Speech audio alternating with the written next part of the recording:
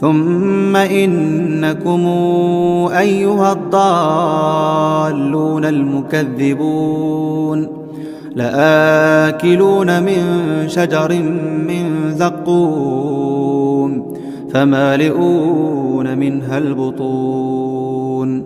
فشاربون عليه من الحميم فشاربون شرب الهيم هذا نزلهم يوم الدين نحن خلقناكم فلولا تصدقون أفرأيتم ما تمنون أنتم تخلقونه أم نحن الخالقون نحن قدرنا بينكم الموت وما نحن بمسبوقين على